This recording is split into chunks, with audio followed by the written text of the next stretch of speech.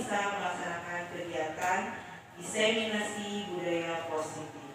Shalawat serta salam semoga tercurah limpahkan kepada Rasulullah Muhammad SAW, kepada keluarganya, sahabatnya, dan semoga syafaatnya sampai kepada kita. Amin.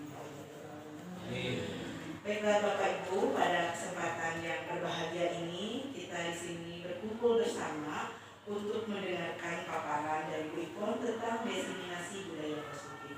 Tapi sebelum itu, marilah kita buka acara kita dengan bacaan basmalah bersama-sama. Bismillahirrahmanirrahim. Selanjutnya, marilah kita berdiri semua sejenak untuk menyanyikan kebangsaan Indonesia.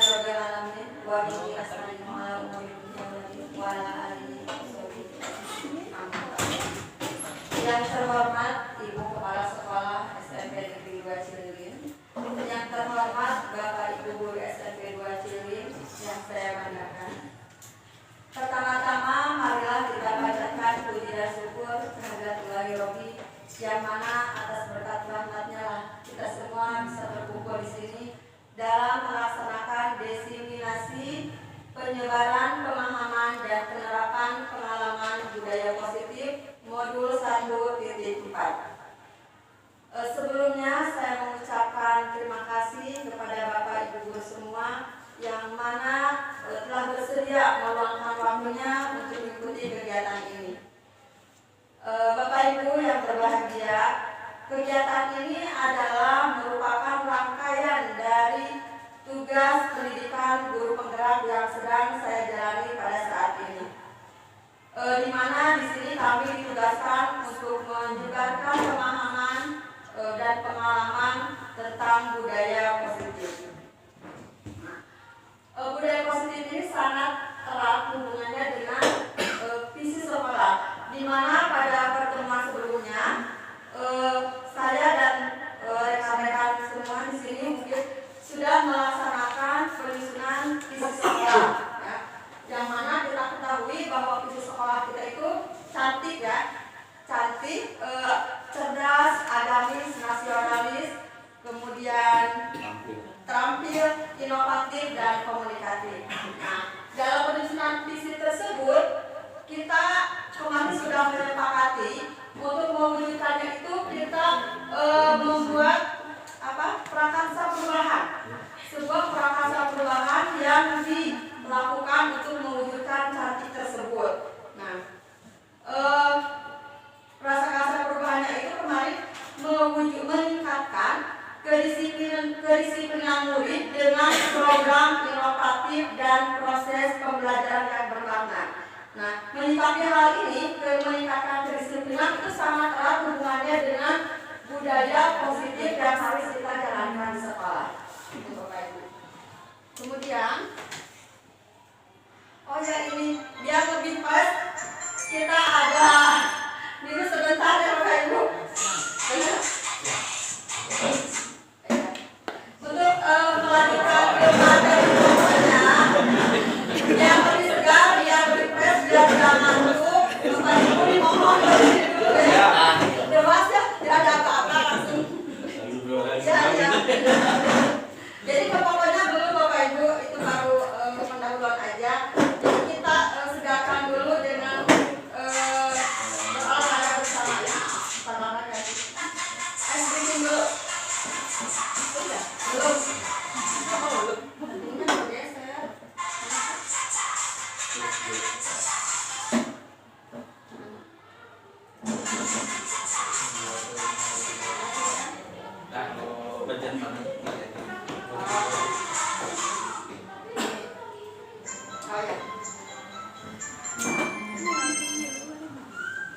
Siap.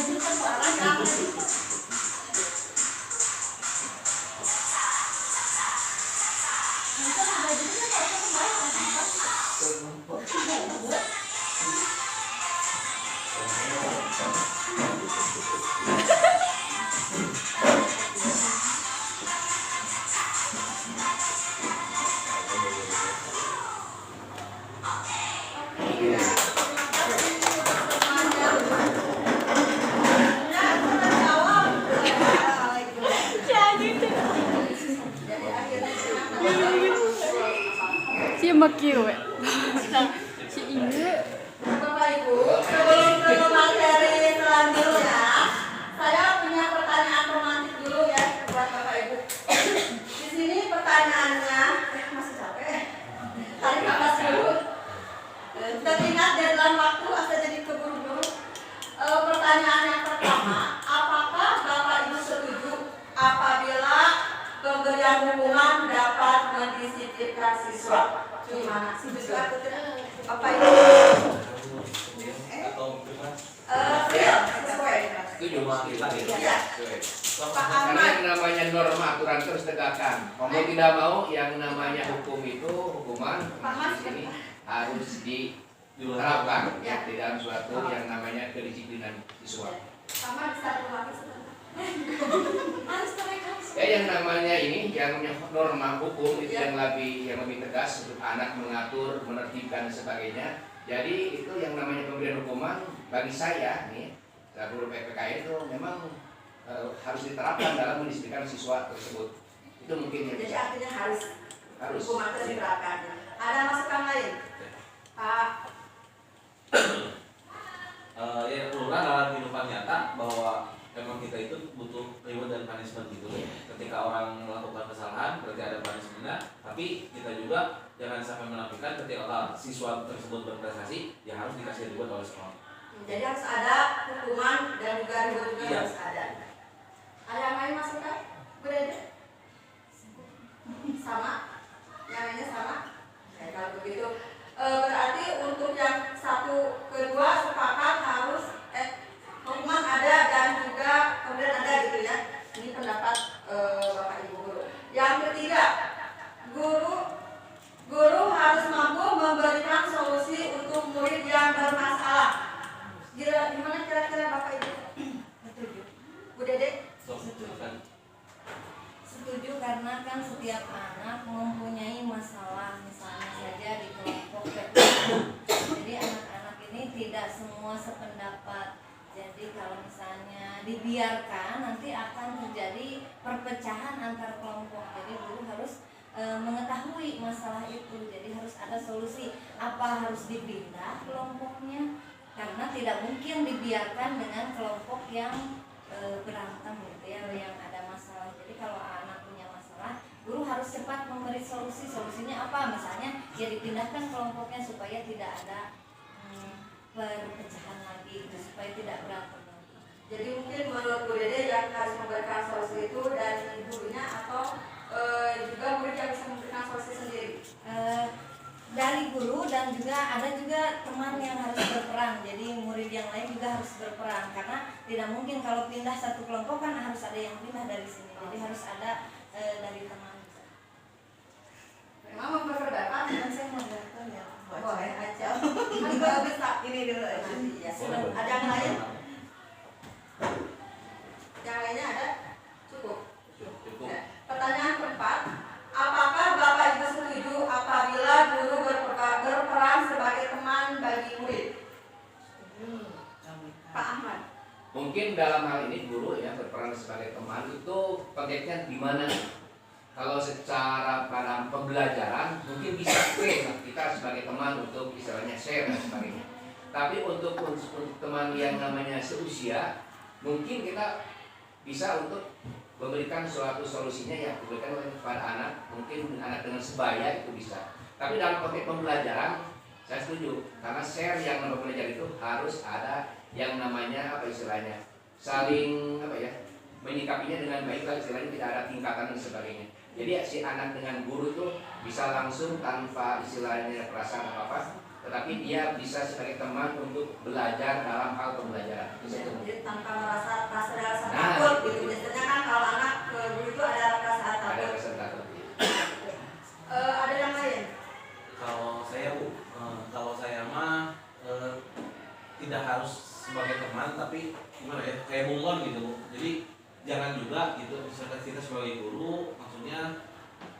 rumah gitu. Jadi sampai si anak tuh sekitar nah gitu kayak itu ya. Jadi kalau menurut saya mah kita mah harus sebagai ibu mah bisa sebagai ayah, bisa sebagai teman, bisa sebagai sahabat, bisa sebagai malahan bisa jadi polisi, bisa jadi apa gitu ya. Kalau menurut saya mah karena ya itu guru gitu jangan, tapi harus ada batasannya.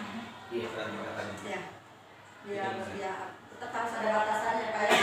Nah, Bapak Ibu, saya tidak akan menjawab ini secara langsung hanya hebat, karena dengan nanti saya memaparkan dari awal sampai akhir itu semua pertanyaannya akan terjawab dengan sendirinya. Gitu ya Bapak Ibu. Jadi saya akan lanjutkan saja ke slide berikutnya. Apa itu budaya positif? Nah, di sini budaya positif itu adalah perwujudan dari nilai-nilai atau keyakinan universal yang diterapkan di sekolah. Nah, budaya positif ini dapat mendorong murid untuk mampu berpikir, bertindak, dan menciptakan sebagai proses memerdekakan dirinya, ya, sehingga nanti pada akhirnya murid itu bisa menjadi murid yang mandiri dan juga bertanggung jawab. Kemudian di sini seorang guru itu diharapkan atau baiknya harus memiliki kemampuan dalam mewujudkan budaya positif ya di sekolah.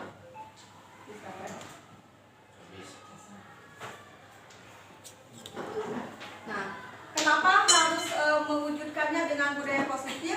Ya kembali ke tadi lagi, kalau kita ingin mewujudkan visi kita yang cantik itu, maka kita harus menerapkan budaya-budaya positif tersebut di sekolah. Dan tentunya itu kita membutuhkan kolaborasi semua warga sekolah. Jadi tidak bisa berjalan sendiri. Semuanya harus berkontribusi dalam melaksanakan budaya positif tersebut. Nah, di sini apa saja sih budaya positif yang harus kita wujudkan ini? Yang pertama, disiplin positif, ya. Kemudian kebutuhan dasar manusia yang harus kita pahami. Kemudian motivasi perilaku manusia, posisi kontrol restitusi, segitiga restitusi, dan keyakinan sekolah. Ini mungkin sudah tidak aneh ya, sudah tidak asing karena setiap guru juga, setiap wali kelas sudah membuatnya. Nah, yang pertama, disiplin positif. Ini adalah kebiasaan-kebiasaan hal yang baik, mencakup sikap atau perilaku maupun tutur kata oleh seluruh warga sekolah, terutama bagi murid agar dapat berkembang menjadi pribadi yang kritis, mandiri, dan bertanggung jawab. Nah, mungkin untuk menerapkan budaya positif itu kita harus mulai dari kita sendiri, ya, dimulai dari guru yang nantinya akan dicontoh oleh seluruh murid, ya. Kalau kitanya mungkin tidak baik, bagaimana siswa akan mencontoh kita? Jadi dimulai dari diri kita dulu. Kemudian sebagai pendidik, tujuan kita adalah menciptakan peserta didik yang memiliki disiplin diri sehingga mereka memiliki nilai-nilai kebajikan universal dan memiliki motivasi diri menuju perubahan perilaku ke arah yang lebih baik. Nah, mungkin kalau disiplin ini, kalau di kelas kita, alhamdulillah sudah ini sudah dibuat peraturan sekolahnya, ya. Malah seluruh siswa sudah menandatangani kesepakatan sekolah. Nah, itu merupakan langkah kita dalam mewujudkan disiplin sekolah. Kemudian disiplin positif ini merupakan salah satu cara penerapan disiplin yang bertujuan untuk menumbuhkan kesadaran serta memberdayakan peserta didik tanpa imbalan atau reward ataupun hukuman. Jadi sebenarnya disiplin positif ini harus timbul dari kesadaran diri, bukan karena adanya hukuman ataupun adanya reward. Jadi tadi pertanyaan tematik yang bisa diberi ini sudah terjawab Bapak Ibu ya. Jadi anak itu tanpa reward ataupun hukuman itu harus bisa menumbuhkan kesadaran dirinya. Kemudian, nah ini kaitannya pembelajaran dengan paradigma baru di mana pembelajaran kita ini sekarang dituntut dituntut untuk mencakup profil pelajar Pancasila, di mana di dalamnya ada beriman, bertakwa kepada Tuhan Yang Maha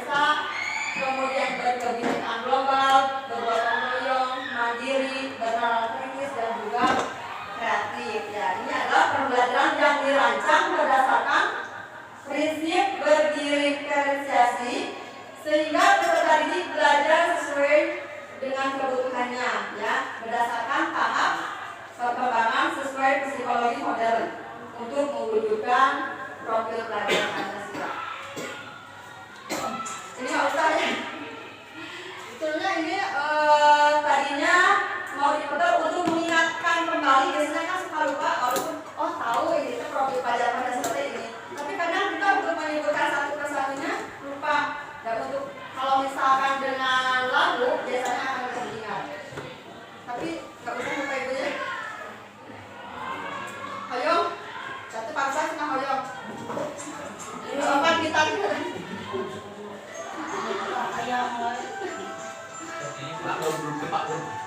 Ayo diikuti Bapak Ibu. Gerakannya akan terus ya. Pancasila beriman dan bertakwa pada Tuhan Yang Esa dan berakhlak mulia, berkenan global, gotong royong mandiri, kreatif dan bernalar kritis, beriman dan bertakwa pada Tuhan Yang Esa dan berakhlak mulia, berkebinekaan global, gotong royong mandiri, kreatif dan bernalar kritis. Ya, tangan untuk semuanya di sini. Mantap. Geser ya? Oh, sambil ini.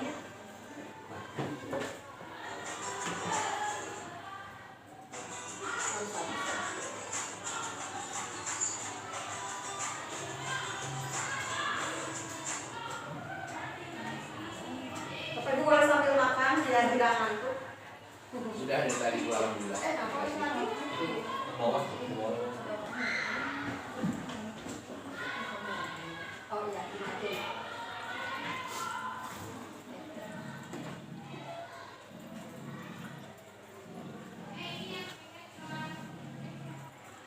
Oke, Bapak Ibu lanjutkan ya. Yang poin yang kedua, kebutuhan dasar manusia. Di mana kebutuhan dasar manusia ini merupakan sesuatu yang kita lakukan untuk mendapatkan apa yang kita inginkan. Jadi untuk mendapatkan itu seluruh tindakan yang kita lakukan memiliki tujuan, ya, sehingga semua usaha terbaik kita lakukan agar kebutuhan dasar kita terpenuhi dengan baik. Apa saja kebutuhan dasar manusia itu? Di sini ada 5 poin. Yang pertama, kebutuhan untuk bertahan hidup. Nah, ini mencakup makanan, pakaian, tempat tinggal, keamanan, dan kesehatan. Kemudian kebutuhan kasih sayang dan rasa ingin diterima, di mana kita sebagai manusia pasti ada rasa ingin dipedulikan, berbagi, kerjasama, dan menjadi bagian dalam satu kelompok. Yang ketiga, kebutuhan penghargaan, ya. Mungkin setiap orang punya rasa ingin, punya harga diri, punya keinginan untuk dianggap, kemudian punya rasa ingin memimpin, punya rasa berprestasi dan didengar. Yang keempat, kebebasan, di mana kebebasan ini di dalamnya ada mandiri, memilih pilihan, mencoba hal yang baru dan mampu mengendalikan arah dirinya. Yang terakhir itu kebutuhan dasar manusia, kesenangan, ya, dimana kita semua pasti butuh yang namanya hiburan, ya, bermain, humor, antusias dan tertawa. Jadi jangan sedih aja, kesenangan juga kita butuh. Ya. Selanjutnya, yang ketiga, budaya positif, motivasi perilaku manusia. Di mana di sini ada 3 motivasi, ya. Yang pertama, untuk menghindari ketidaknyamanan atau hukuman. Misalnya kita datang ke sekolah, motivasinya apa? Takut telat, misalkan takut dihukum. Jadi motivasinya untuk menghindari ketidaknyamanan atau hukuman, ya. Ketidaknyamanan mungkin dari cibiran orang gitu ya. Kemudian hukumannya mungkin dari atasan kita kalau siswa, dari guru. Kemudian yang kedua, untuk mendapatkan imbalan atau penghargaan dari orang lain. Mungkin ada sebagian orang melakukan sesuatu untuk mendapatkan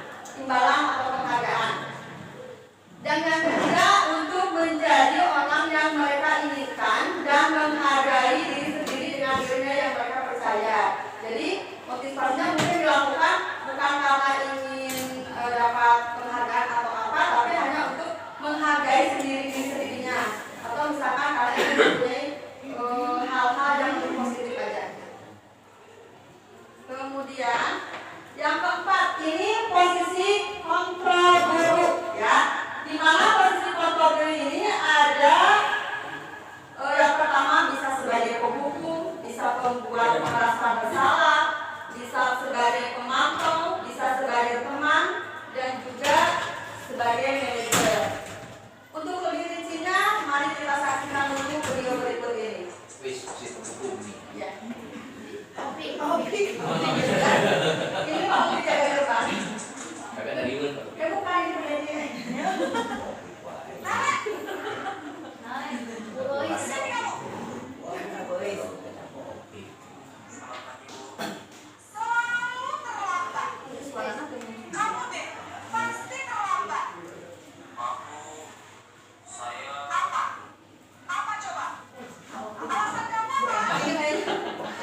Kan guru. Nah itu saya. Oh, pada persis.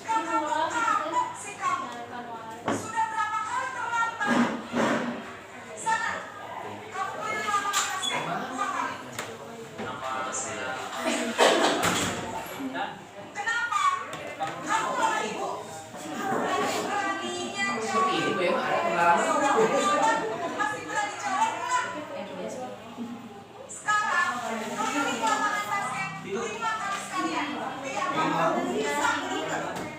Tapi itu apa? Enggak, kalau tidak. Ini yang kedua, posisi membuat merasa bersalah. Apa hasilnya terlalu nggak boleh ya?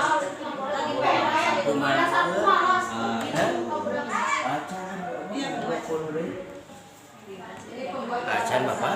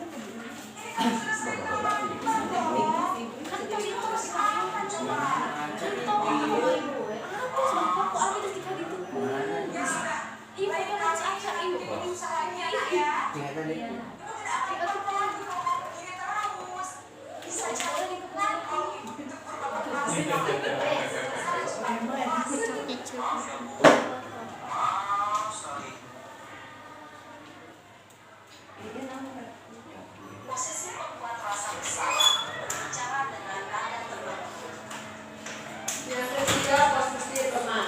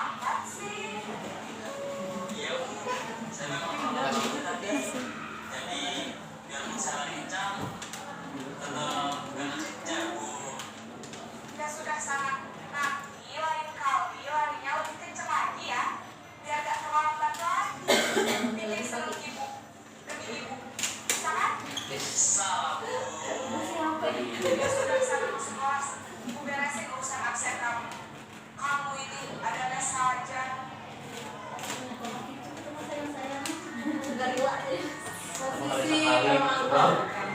Setiap guru kan beda-beda ya?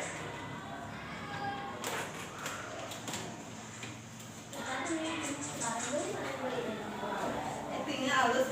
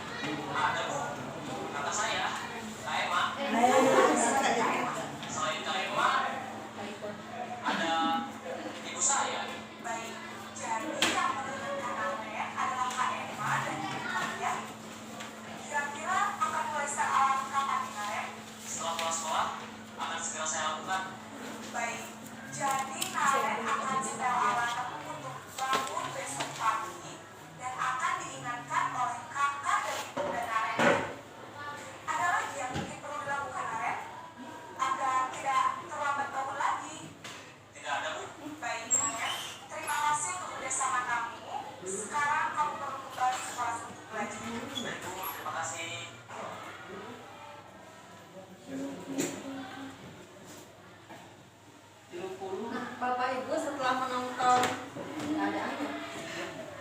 menonton video barusan, apa kira-kira pendapatnya? Taufik suka menerapkan yang mana? Sebenarnya kalau saya itu ya, sebenarnya itu terjadi semuanya kayaknya Bu. Karena ketika satu kali mungkin kita menjadi teman, gitu ya. Ya, satu kali mah kalau anak satu kali terlambat gitu mah kita menjadi teman gitu. Ngobrol kan nggak langsung dihubungkan tuh. Ketika 2 kali jadi teman kita juga bisa jadi manajer. Bisa jadi bahkan sampai terakhir mungkin ya kita jadi penghukum gitu. Artinya pasti dilakukan semuanya proses itu semua. Karena mulai dari tingkatan yang awal sampai tingkatan yang terakhir ya, kalau nggak ada lagi ya gimana? Udah diomongin baik-baik, Nah, akhirnya jadi ini. Menurut saya memang yang namanya seperti apa yang barusan diayangkan selain itu, seperti itu kita harus melaksanakan semuanya. Tetapi intinya kalau misalnya kalau kita sebagai manajer kalau yang banyak yang kesiangan tadi waktu yang cukup ya, karena kita bahas di mana latar belakangnya, solusinya sendiri, ya. Makan waktu juga itu. Tapi kalau itu mungkin lagi rambut gurunya. Kalau gurunya juga sedang ada terbebani dan sebagainya, mungkin itu yang terjadi yang mungkin dari kemalasan kelima tersebut. Tapi intinya Bu, yang namanya keberagaman itu keniscayaan. Saya yakin tidak akan bisa semuanya satu apa istilahnya fase itu diikuti oleh semua guru. Tapi mungkin ada yang namanya karakter guru juga berbeda, diferensiasi itu tentu yang tadi itu. Jadi yang namanya keberagaman ini sesuatu yang memang kita butuhkan untuk mencapai suatu tujuan. Intinya satu mungkin untuk kedisiplinan yang positif itu saja. Ya. Mungkin tujuannya sama ya Pak untuk berdisiplin tapi mungkin setiap guru mempunyai cara. Beda. Pak Ahmad ya Pak Ahmad. Coba Pak satu lagi. Pak Ahmad tadi nggak nontonnya. Kan ke mama gitu. Ya, jadi Ibu, Bu Deti. Tapi tidak pernah merasakan semuanya gitu. Ya. Kadang kita pernah menjadi manajer, terus dilihat di sana gitu ya pernah menjadi penghukum juga. Tapi Apalagi itu. jujur ya nggak boleh kalau menurut saya nih, saya sok hukum, tapi nggak boleh menggunakan kata-kata yang tadi itu siswama gitu ya. Itu dari ibu saya, kamu segala hukum lagi. Kalau kata-kata kamu senang jadi kate, di ciwitmu bakal bakal lupa sebenarnya. Tapi kalau untuk kata-kata, bakal berkelas gitu. Makanya penghukum tapi nggak boleh menggunakan kata-kata yang senang. Jadi yang tadi itu terlalu frontal kasarnya ya karena Tapi ada juga Bu, kalau saya yakin ada juga di pihak sekolah seperti itu. Jadi ada kemungkinan memang merasakan juga Bu kayak dulu. Ada. Tapi jadi ya. Betul. Itu yang namanya kita ini. Kok jadi belum? Saya tuh ingat yang pagar ya, pagar ya. Kita kan sudah melakukan berbagai cara ya, segala macam atau komisi lingkungan kita udah kita tutup, udah kita pagar, udah kita ini tapi anak itu tetap aja mencari. Kata ibu kan karena kesadarannya belum, kata anak ya, karena kesadarannya belum. Yang saya pahami disiplin positif itu justru lebih menumbuhkan kesadarannya. Pasti lama gitu, pasti lama. Kalau saya tidak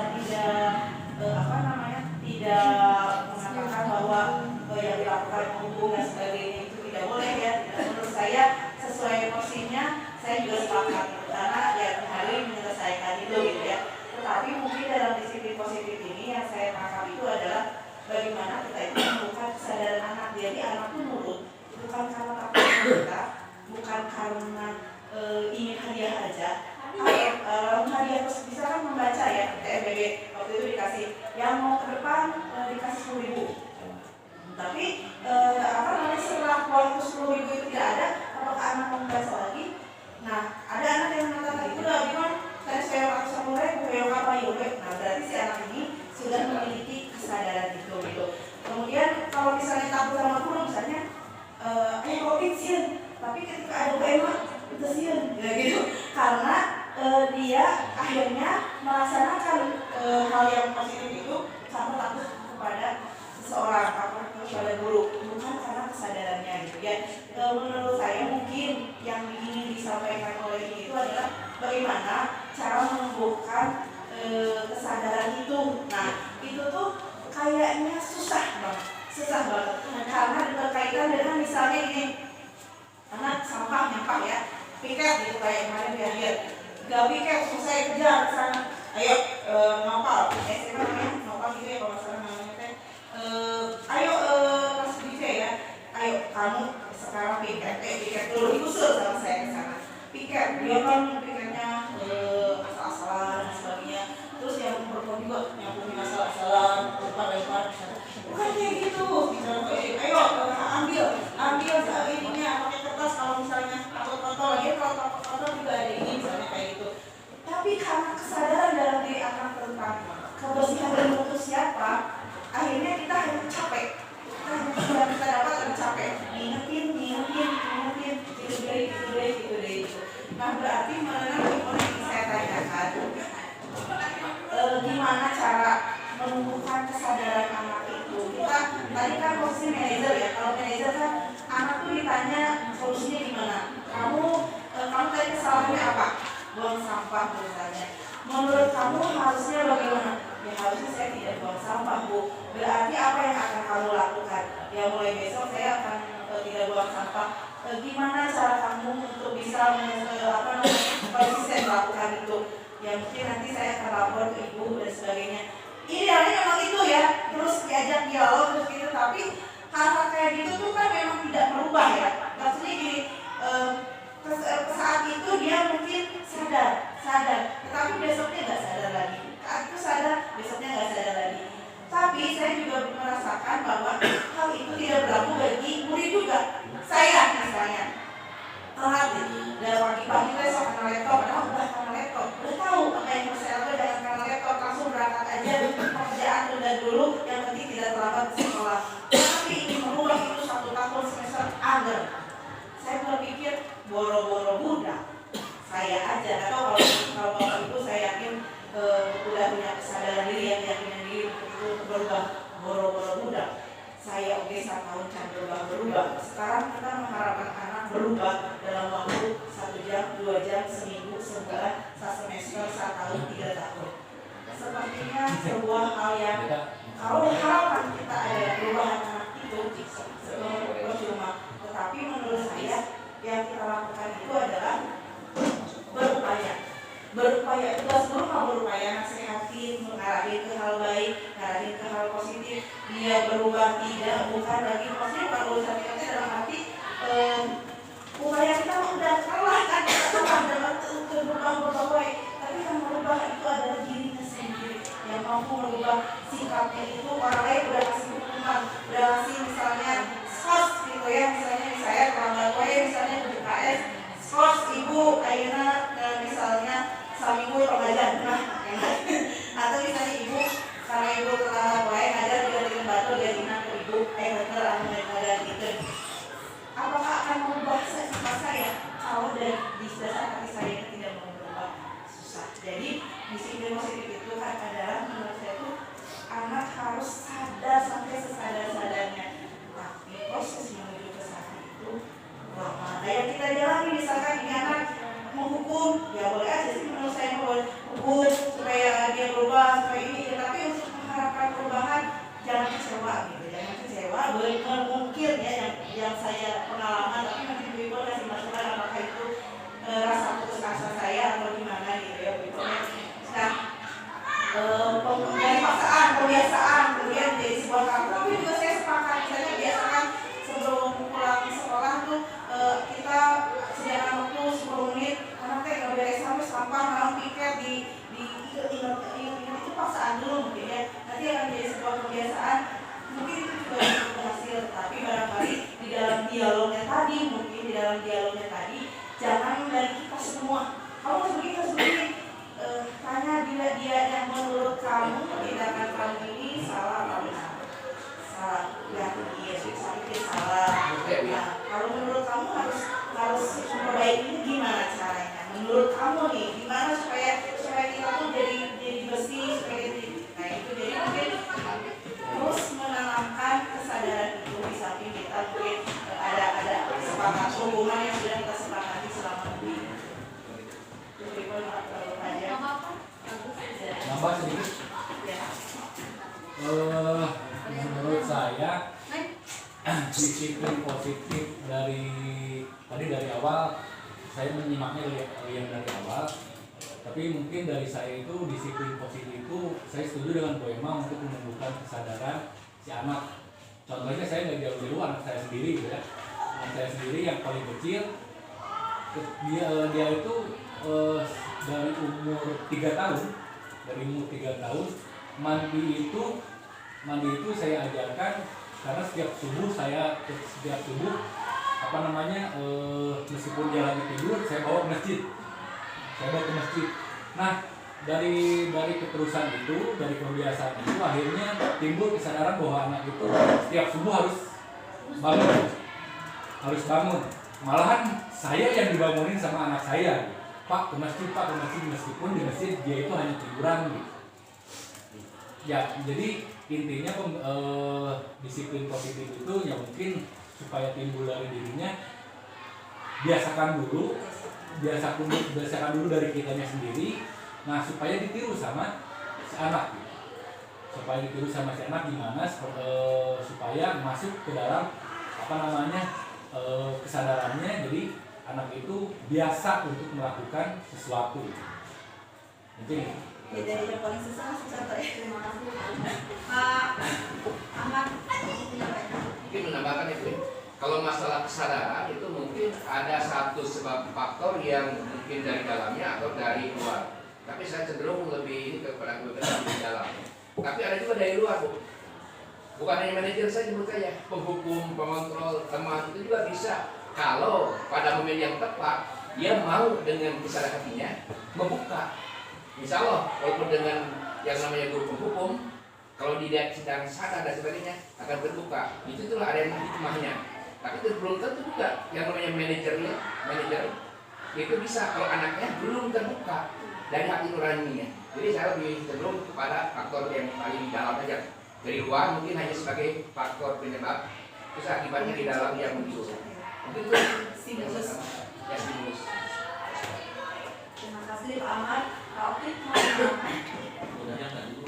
Kalau menurut saya mah ya kita harus punya semuanya. Ada hukum, ada manajer, ada pengontrol, keberagaman. Iya, semuanya kita harus punya dan emang itu tatatannya gitu.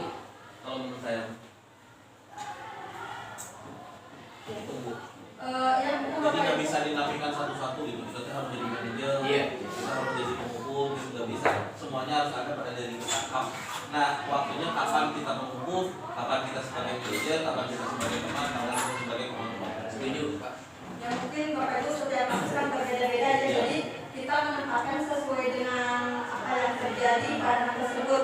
Bisa misalnya Mas ini menggunakan kontrol ini gitu. Jadinya mungkin situasi Ya kan ketika anak misalkan sudah sering, kita sering sebagai teman kan nggak bisa. Oh kita harus kadang-kadang harus jadi penghukum gitu.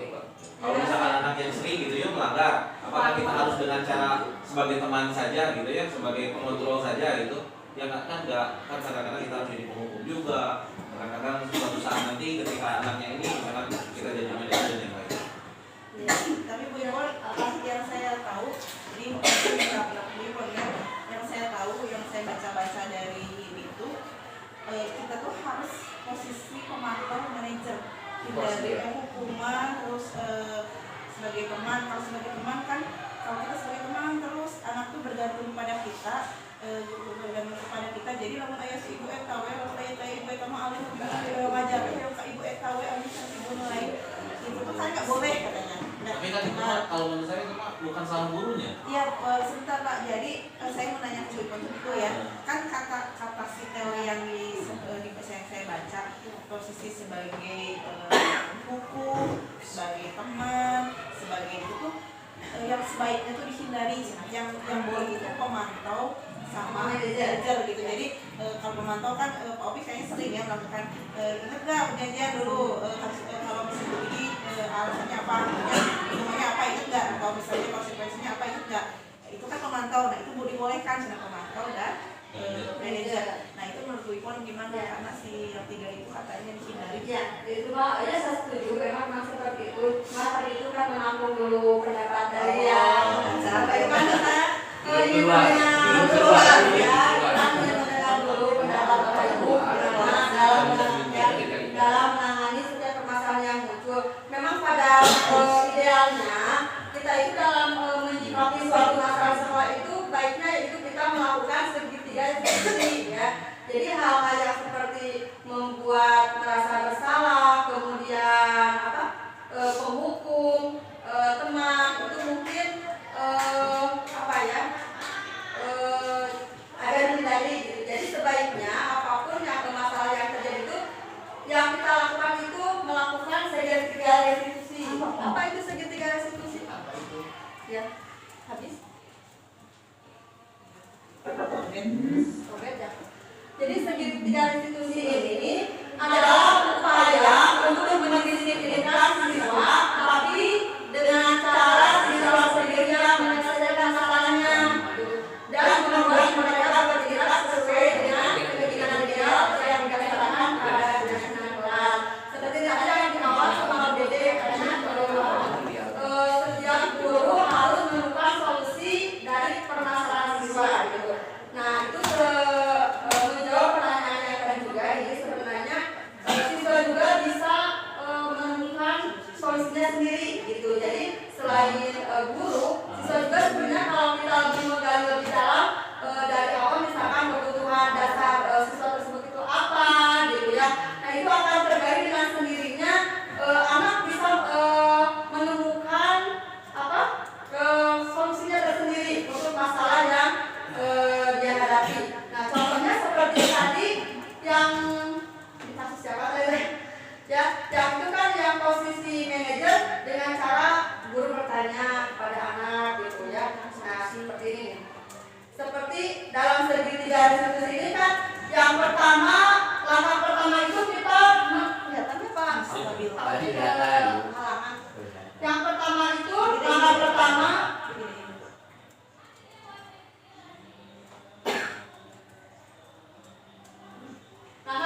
yaitu kita menstabilkan identitas ya.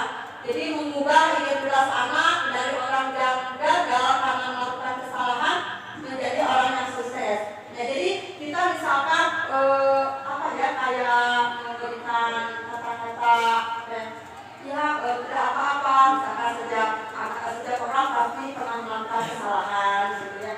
Nggak apa-apa, yang penting kira-kira apa yang akan kamu lakukan untuk memperbaiki kesalahan kamu seperti itu ya.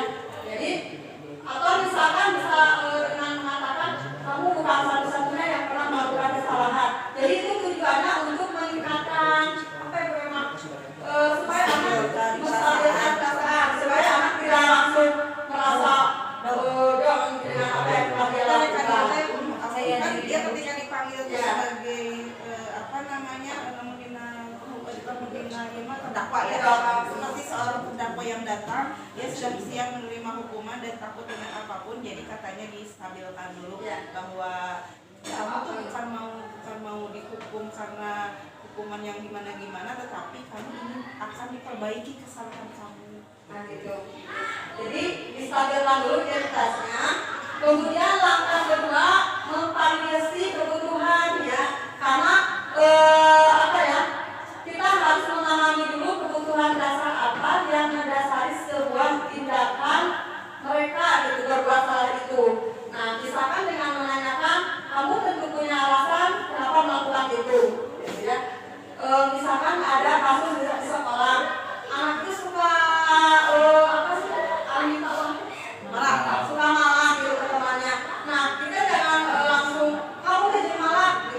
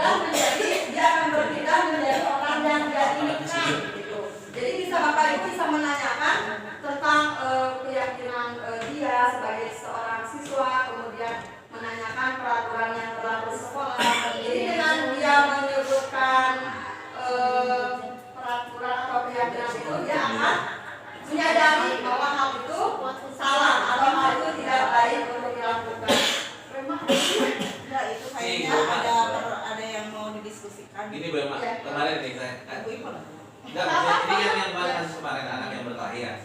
Saya berkelahi nih, saya panggil, lalu saya kasih batas satu, kan itu ada di sana juga ya. Kasih batas satu, anak suruh naik, saling berpegangan, tidak boleh jatuh, kumaha caranya dua anak. Dan akhirnya mereka tersenyum sendiri, saling pegangan sendiri. Nah, itu Ya boleh. itu sebagai apa gitu?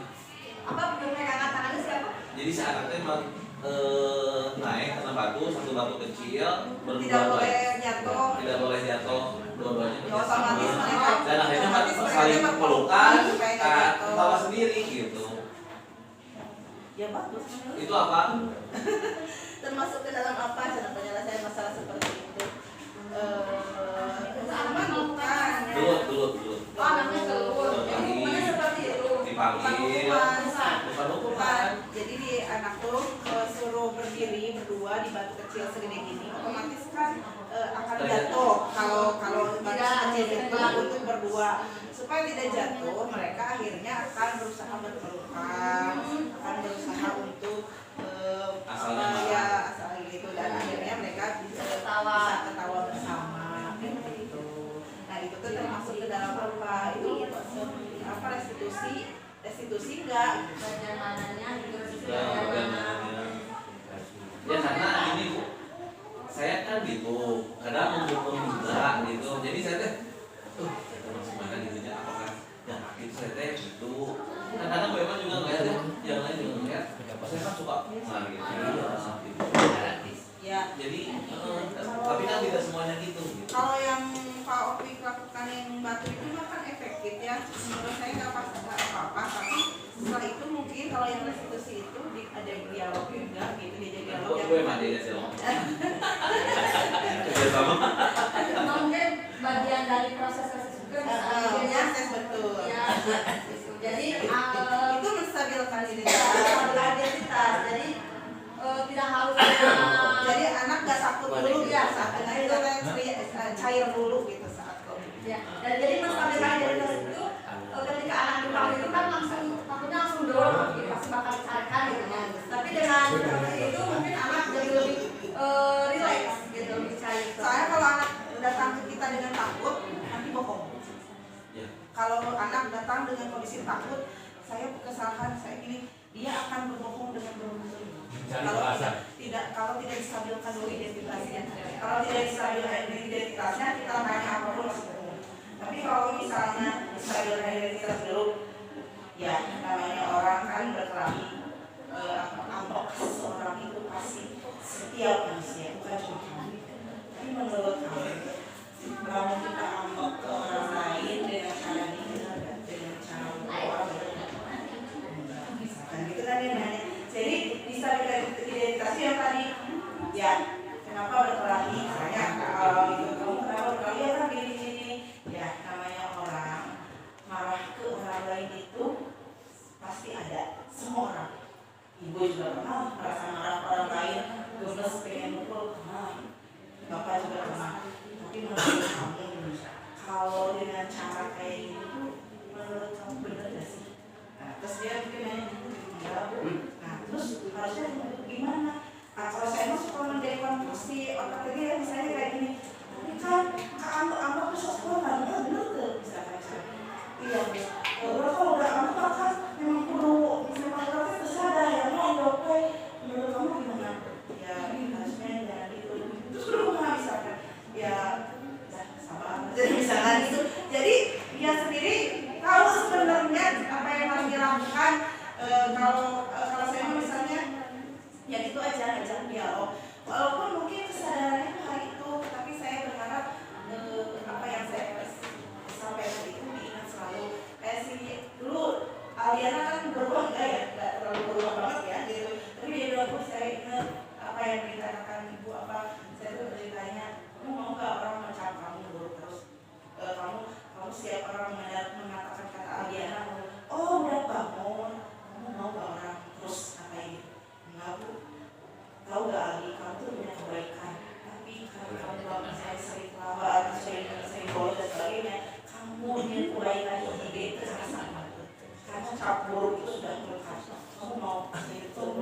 selama di SMP itu bahkan 3 tahun lulus orang ngomong oh udah ternyata mau nggak terus dia bilang kayak gini pas kemarin udah 2 tahun itu dia bilang saya ingat kata ibu bahwa saya tuh tidak mau dicampur terus minimal perasaan itu nempel walaupun perubahan itu tadi dia namanya perubahan jalan anak saya pun saya ya saya belum bisa menyelesaikan diri saya berarti sulit kalau itu bukan ingin agak sulit dan sebagainya berarti saya importnya itu belum kuat gitu, dari diri saya sendiri jadi itu aja banyak ya. Terima kasih Bu Emma. Kalau saya cuma kadang setiap orang juga masih tahu karena saya juga sama untuk mengenalkan diri hal itu masih sangat sulit. Hal ini udah punya terjadi tindakan yang salah, menanyakan yang benar. Nah, Bapak Ibu yang terakhir ini poin terakhir dari WFH itu adalah kita harus punya keyakinan kelas dan nanti itu kan berhubungan juga dengan tadi dengan solusi yang akan kita terapkan di tiga institusi. Jadi, di mana keyakinan kelas ini merupakan kesepakatan kelas yang diyakini bersama guru dan murid dengan harapan dapat meningkatkan kedisiplinan murid. Nah, kalau ini mah kayaknya tidak asing lagi ya untuk Bapak Ibu karena setiap wali kelas atau guru pun sudah menyusun kesepakatan kelas. Nah, di mana di sini guru berperan dalam mewujudkan terbentuknya keyakinan sekolah atau kelas dengan adanya kesepakatan antara guru dan murid. Nah, kemudian keyakinan sekolah atau kelas itu berupa pernyataan universal yang mudah diingat, ini harus diingat, mudah dipahami dan harus diterapkan dalam lingkungan sekolah. Ini contohnya. Nah, dan mungkin untuk kesepakatan kelas itu yang perlu diingat harus menggunakan kata-kata positif ya Bu. Jadi kalimatnya harus menggunakan kalimat positif. Jadi jangan misalkan jangan datang terlambat, tapi gunakanlah kata datanglah tepat waktu. Gitu. Jadi tidak boleh menggunakan kalimat-kalimat yang bernotasi negatif. Gitu. Sampai sini ada pertanyaan? Cukup. Tidak kalau lagi emosi banyak hilang restitusi teh. Iya betul Bu. Yang namanya jangan juga kita harus selalu ingin ada kata jalan keluar. Yang mungkin berusahanya itu aja kali ya Bu Ipon ya. Mendekati ya. Kalau kita lagi emosi mah yang keluar tuh emosi kita pasti kita marah sesuai dengan naluri kita. Tapi mungkin diakhiri dengan tadi itu restitusi diupayakan karena benar maksud restitusi itu ingin mengembalikan anak ke kelompoknya itu lah ya, karena udah sadar. Nah, karena kalau dia udah terus dihukum sampai satu sekolah mencapai yaitu si buruk, saya takutnya tuh ada film apa sih mega lawan sih film kartun yang dia itu jadi jahat karena aku ada percuma berbuat baik dari orang menurut aku buruk, jadi dia jadi penjahat gara-gara karena campur itu terus melekat dalam dirinya. Sampai saya mikir ya Allah berarti kesalahan saya ya. Kalau misalnya saya ngecap buruk anak itu bukan ngecap buruk tuh kamu mah buruk bukan kata-kata itu, tetapi misalnya kita perlakuan hukum dia bukan hukum dia misalnya di depan banyak orang kita kalau biasa gitu ya, kalau ada anak yang jelek itu yang perbuatan buruk kita semua semua guru memberikan omongan terus ada kata-kata Yuki lagi, kamu lagi, sampai satu sekolah ngecap dia itu buruk. Takut dia berarti begitu lulus dauran jadi lima balik ke rumah kayaknya saya bilang dari 10 tidak lagi kecil oke.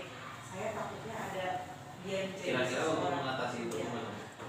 Kalau pada untuk Yuki lah misalnya kalau pada itu suka mengatasi masalah anak itu nyebut di dekat teman-temannya tidak tahu, guru lain tidak begitu tahu, karena yang misalnya berdua yang pada dia restitusi seperti ini yang dia lakukan berdua, bahkan kadang mungkin kita kesal juga ya, kadang pada dia kok nggak ngasih tahu sih masalah anak ini menjaga rahasia kesalahan aib anak itu, kata ibu ya, menjaga aib anak itu supaya tidak diketahui oleh orang lain. Bukan berarti membenarkan, tetapi kita dalam rangka membenahi perilakunya, tetapi dia diterima oleh teman-temannya masih sebagai orang yang layak diterima. Yakin kamu masih bisa berubah, kamu masih kalau dalam rangka dididik, masih dididik. Misalkan kesalahan ini lagi dalam proses pendidikan, kayaknya Pak Dede lebih paham gitu ya. Tapi yang saya ingat dari Pak Dede itu, dia bilang kalau anak bersalah sama Pak Irul juga bilang, Bu kalau menurut anak, saya kan nanya Pak Irul gimana nih kalau kasus kalau guru dan sebagainya. Dia bilang ini kalau di kelas, Bu jangan guru dia depan teman-temannya. Kamu tentang dan PR, ayo kamu main teman-teman tahu berapa buruknya dia.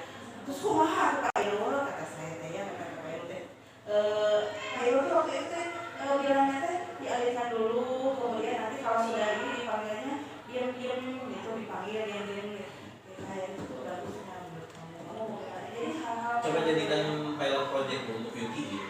Saya pengen tahu gitu, misalkan harus gimana sih untuk menangani Yuki gitu. Mungkin bisa berkumpul Pak Dede, Pak Irul, Pak Pi dan sebagainya, Dede, semua guru BK berkumpul, terus gimana caranya? Karena kita nggak mau nonton Yuki menjadi anak yang dia merasa dalam Nah, tapi saya pernah juga sih bertemu dengan saya yang tukang sayur di situ tuh, tukang sayur di Percaya Agung ya. Pas saya tanya, Ibu nama saatnya ya teh nu bangor teh ibu, itu nu bangor teh ibu. Tapi saya melihat kamu sukses. Dalam arti sukses itu apa? Dia punya penghasilan, dia ini kata saya teh namanya juga anak kecil ini kamu ini sudah berhasil hebat luar biasa punya penghasilan dan sebagainya. Itu anak berarti positif ya. Walaupun kita dulu mungkin mencap dia buruk dan sebagainya, tapi mungkin tidak separah Yuki sih. Kalau menurut saya bapak-bapak itu biasanya kita hanya tahu guru mapal sekian ya. Nah, tapi dia di masa dewasanya sukses, dia bisa jadi orang yang baik itu bisa. Tapi takutnya saya bilang apa Megalodon apa sih judulnya kartun tuh. Itu saya sampai ngomong kayak gini, jangan-jangan apa kita yang jadi jahat begitu karena mengencang kayak gitu. Nah, mungkin untuk Yuki dan atau mungkin yang perlu kita evaluasi adalah saat anak bersalah jangan depan orang banyak aja. tentang guru penggerak gitu ya, ibu guru penggerak, ibu guru penggerak, coba bikin proyek tentang Yuki gitu, bagaimana menangani Yuki gitu.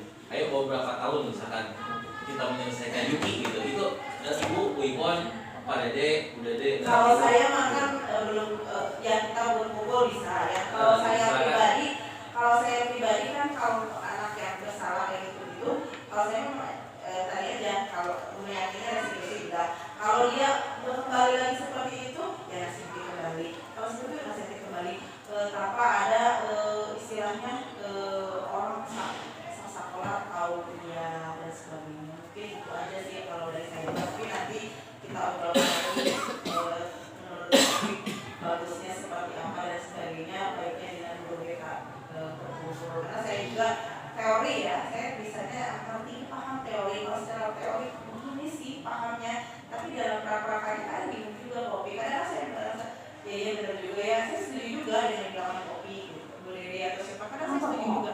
Ya nggak masalah kalau itu kan ingin menjadikan anak yang baik ya, ingin menjadikan anak lebih baik ya nggak masalah. Memaksa anak untuk beberes, untuk itu saya nggak apa-apa dan sebagainya. Cuman kalau tadi ngecap itu, kalau kita tidak mengatakan kamu mah bawa, kita tidak mengatakan itu ke Yuki, tetapi satu sekolah udah tahu biasa si Eta, biasa si Eta, biasa kasih bener, kasih bener gitu. Itu sedih juga saya. Kalau jadi ibu bapaknya saya merasa orang teh mau si orang teh udah tidak begitu hayang mau udah sih dia masih harus begini. Nah makanya itu, jadi kita lepas semua gitu ya. Jadi ayo kita coba program ibu ya, kayak tadi yang menstabilkan anak. Kita coba kepada Yuki gitu, Cing.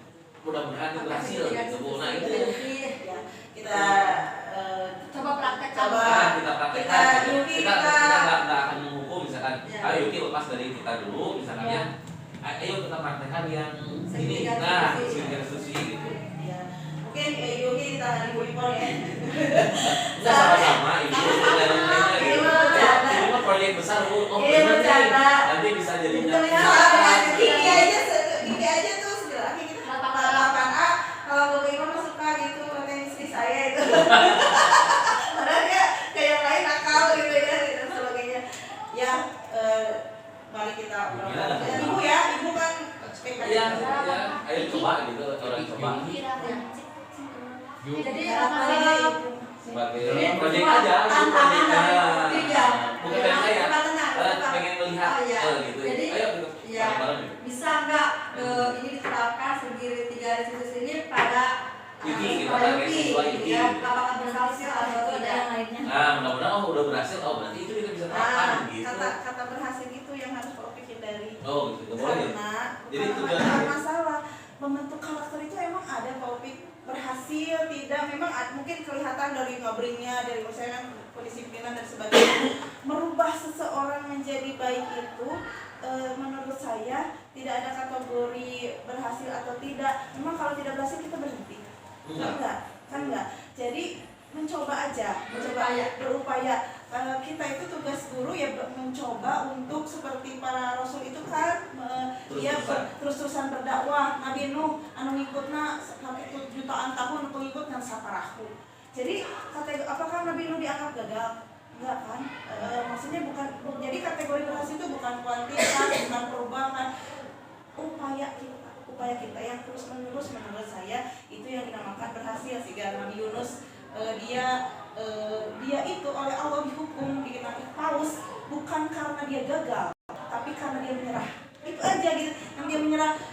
Orang kaum teh ya ngabakang wae ini tuh lah harus baik sama Allah dihukumnya di paus bukan karena kamu gagal ya nyadar ke dia bukan kamu menyerah da ari nu ngaranna gagal mah cek Allah teh sok geus menyerah sok aku di naon teh nama diajarna ku abi ku aku cek Allah teh gini nya dina cerita nabi-nabi mah sok lamun kamu udah berupaya mah ajarnya ku aku misalkan dan sebagainya cek Allah nih. Dari situ saya belajar bahwa kita itu nggak harus berhasil tapi kita itu tidak lelah mencoba dan saat proses mencoba itu mulai capek perubahan itu udah pernah capek karena kita menginginkan dia nurut sama saya.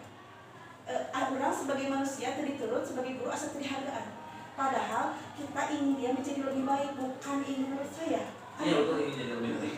Ingin jadi lebih baik. Nah itu yang Berarti perubahan ingin jadi lebih baik itu bukan dianggap keberhasilan itu. ya perubahan keberhasilan tidak begitu dong logikanya. Kalau berhasil berarti jadi bukan begitu logikanya. Maksudnya kalau Pak Opik bisa menyadarkan seseorang lalu berhasil pahala yang luar biasa, tapi apakah pahala Pak Opik ketika tidak berhasil tapi berupaya Pak Opik tidak dapat pahala oleh Allah? Nah kan begitu maksudnya. Jadi keberhasilan itu jangan dijadikan sebagai sebuah patokan, sebagai acuan bahwa kita itu gagal dan berhasil. Tapi keberhasilan itu terus mencoba. Ini maaf. Kalau banyak salah. Aku yang salah. Ada lagi tanggapan Bapak Ibu atau cukup? Cukup. Ya. Baik Bapak Ibu, terima kasih atas waktu yang sudah diluangkan untuk mengikuti diseminasi budaya positif modul 1.4 ini. Ya, mudah-mudahan apa yang kita lakukan hari ini menjadi awal untuk kita bisa mewujudkan budaya positif di sekolah kita ya, membuat anak-anak lebih disiplin di sekolah dan kita pun sebagai guru mudah-mudahan dengan tadi ditayangkannya video kontrol guru kemudian segitiga institusi kita dapat menyelesaikan segala permasalahan yang ada di sekolah kita gitu. Itu saja mungkin Bapak Ibu, terima kasih sekali lagi saya ucapkan Assalamualaikum warahmatullahi wabarakatuh. Waalaikumsalam.